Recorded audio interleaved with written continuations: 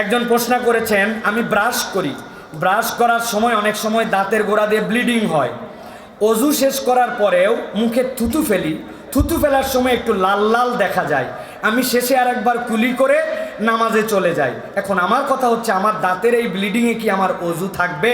মেহেরবানি করে আমাকে জানাবেন। আমাদের অনেকের কিন্তু এই সমস্যাটা হয়।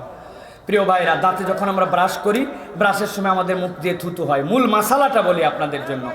মূল মাসালাটা হচ্ছে যে হাসান বসরি রাহিমাহুল্লাহ থেকে এসেছে এটা।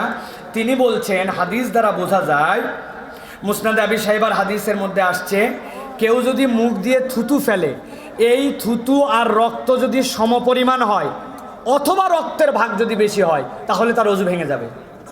বুঝাতে পারছি?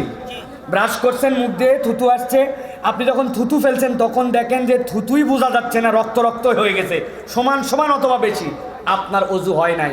তাহলে এই রকম করে কোনো নামাজ পড়ে ফেললেও ভুল করে নামাজ দোহরায় ফেলতে হবে। কিন্তু রক্তের পরিমাণ যদি কম হয় এই তুলনায়, তাহলে আপনার জন্য ওই অজু ভঙ্গ হয় নাই। আপনার অল্প একটু লাল লাল মনে হয়েছে, দাঁতের গোড়াটা একটু দেখা যাচ্ছে লাল, ফেলে দিলেন, আপনার তাহলে অজু ভঙ্গ হয় নাই। এটা মূল মাসালা। দ্বিতীয় কথা হচ্ছে, দাঁতের গোড়া দিয়ে রক্ত কেন বের হয়? এটা বন্ধ হবে কেমনে? এটা বন্ধ করা দরকার। বিজ্ঞানীরা বলতেছেন, আমাদের দাঁতের গোড়ায় ক্যালকুলাস তৈরি হয়, মুখের লালা আর এই যে বজ্র খাওয়া দাওয়া, মুখ পরিষ্কার না করার কারণে এই দুটা মিলাই ক্যালকুলাস তৈরি হয়। এটার থেকে দাঁতের গোড়ায় পাইরিয়া অথবা পাথর জমে, ওইটা যখন আপনি মাজেন তখন এইটা আপনার দূর হয়। রাসূলুল্লাহ সাল্লাল্লাহু আলাইহি ওয়াসাল্লাম এই জন্য বলছেন, মুখটাকে তুমি সবচেয়ে বিশুদ্ধ রাখো। রসুল বলছেন, তুমি মেসওয়াক করো। ভালো করে মনে রাখবেন, মেসওয়াকের মধ্যে দুইটা জিনিস আছে, এই মশলাটা আমরা জানি না। মুখের পরিচ্ছন্নতা, কাঁচা ডালের ব্যবহার। কি বলছি? মুখের পরিচ্ছন্নতা, কাঁচা ডালের ব্যবহার। এখন আপনি ব্রাশ যে করছেন যেটা দিয়ে, ওই ব্রাশ দিয়ে করলে মুখের পরিচ্ছন্নতা হইছে, কিন্তু কাঁচা ডালের ব্যবহারের সুন্নাত আদায় হয় নাই। অতএব ব্রাশ করতে পারেন, তবে সাথে মেসওয়াক রাখবেন। নবীজি বলছেন, মা জাআনি জিবরিল কত্তুন ইল্লা আমারানি বিসওয়াক।